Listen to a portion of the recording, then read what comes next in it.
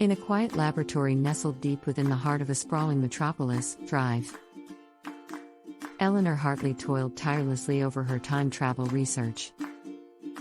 She had dedicated her life to unlocking the secrets of temporal manipulation, driven by a desire to mend the past and shape a better future. Her days were filled with equations, theories, and endless experiments, all in pursuit of the elusive breakthrough that would allow her to traverse through time. One fateful night, as a thunderstorm raged outside, Eleanor's efforts bore fruit. A machine that resembled a cross between a telescope and a complex computer had finally stabilized. The chronosphere, as she named it, shimmered with an otherworldly energy, ready to breach the boundaries of time itself. With bated breath, Eleanor entered the chronosphere. The air crackled around her, and she felt a sensation akin being stretched and compressed simultaneously. Moments later, the world around her had transformed. She found herself in a lush forest, sunlight filtering through the canopy above. Eleanor had traveled back to a time long before her own. Amidst her awe, Eleanor noticed a small village in the distance.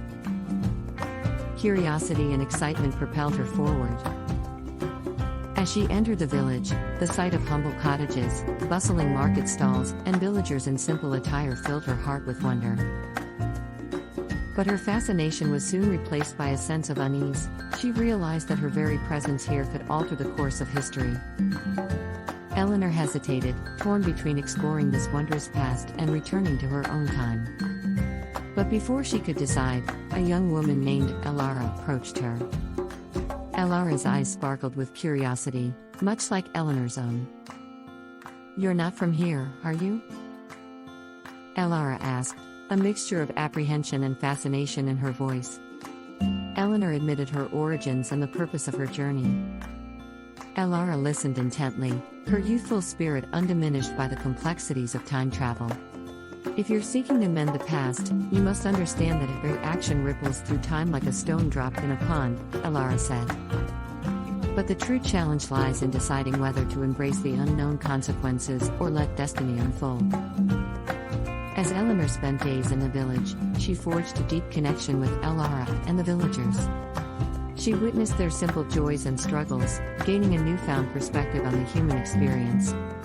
She learned that the past was not merely a canvas for alteration but a testament to the resilience of those who had lived it. Eventually, Eleanor faced a choice: to return to her own time or remain in the past she had grown to cherish. With a heavy heart, she stepped back into the chronosphere. As she did, Elara held her hand and whispered, "Remember, our lives are but threads woven into the fabric of time. Your journey has forever shaped mine." Back in her laboratory, Eleanor struggled to put her experience into words. She had traveled through time, not merely to change history, but to understand its essence.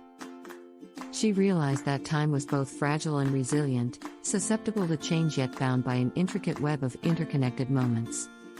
Eleanor documented her journey, and her findings inspired a new generation of researchers to explore time travel not as a means to rewrite history, but as a means to learn from it. The chronosphere remained dormant, a symbol of her respect for the flow of time. And so, the Chronicles of Temporal Echoes became an enduring legacy, a story of a journey that transcended the limits of science and tapped into the profound tapestry of existence.